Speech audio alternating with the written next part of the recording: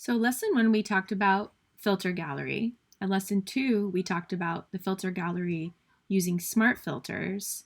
And now I want to talk about smart filter masks and the power of smart filter masks. So when you apply a filter or an adjustment to a smart object, a filter mask appears on the layer automatically, which we saw in Robot 3. You've got this mask attached to it. A filter mask can also be edited using the methods that we've been using previously in class with layer masks. So you can use a paintbrush and you can paint with black and white to hide or reveal certain parts of the filter that you've applied. So let's go ahead and practice this. I want you to locate a layer. I'm going to collapse your robots panel. And I want you to locate a layer called head and turn it on. So go ahead and click that visibility icon. And a large robot head should appear on your image. The next thing I want you to do is we need to go ahead and highlight the head filter in our layers panel, and we need to convert it to a smart object again. And again, remember the way that you do this is you go up to filter, drop down menu, and you highlight this option called convert for smart filters. And again, take note that once an image has been converted for smart filters, and it's a smart object, this little icon that's like a page turned down in the lower right corner will appear on your layer. So let's go ahead and apply some filters to this smart object. Let's go to filter gallery, ... remember. And the previous 2 filters that I used are still activated. So let's go ahead and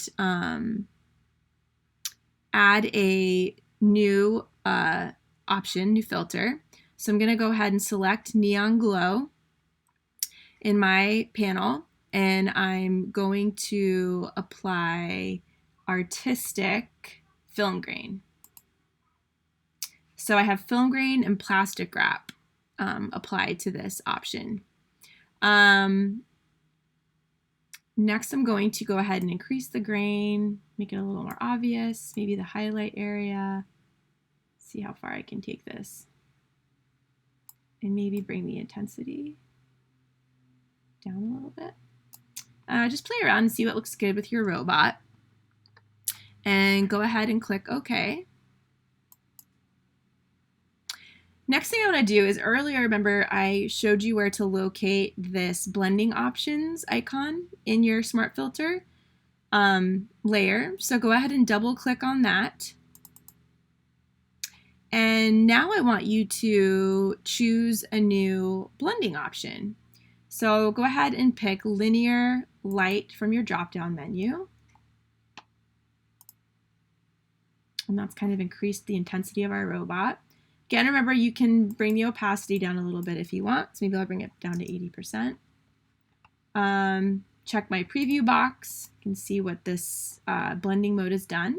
And I'm okay with it. So I'm going to go ahead and maybe bring this down. Actually, maybe I want to bring it down a little bit more, maybe to 50%. I'm going to click preview.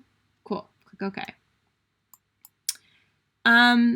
And now we're going to go ahead and we're going to remove some of this filter and blending mode from the robot and bring back the original image of the robot just to the face. And we're going to do this using a mask. We're going to use it during our smart filters mask. So go ahead and activate the mask in your panel, and you'll know it's activated when these 4 corners are highlighted. Grab your brush tool. Make sure that your foreground and background are default, which is black and white. And remember, if your mask is white, you're going to want to paint with black with your paintbrush to reveal the original part of the image. So I'm painting with black. I'm on my mask. And I'm going to go ahead and reveal that original face of the robot. Take note on the smart filter, you can see where I've added this. And again, remember, you can press X on your keyboard to switch back between foreground and background. So if I wanted to paint again with white and maybe just add a sliver down the middle, or if I'm not happy with that change I just made, I can click the X button again have black as my foreground color, and I can bring back that original robot face. So you've just revealed the original portion of the layer that doesn't have the filters applied to it.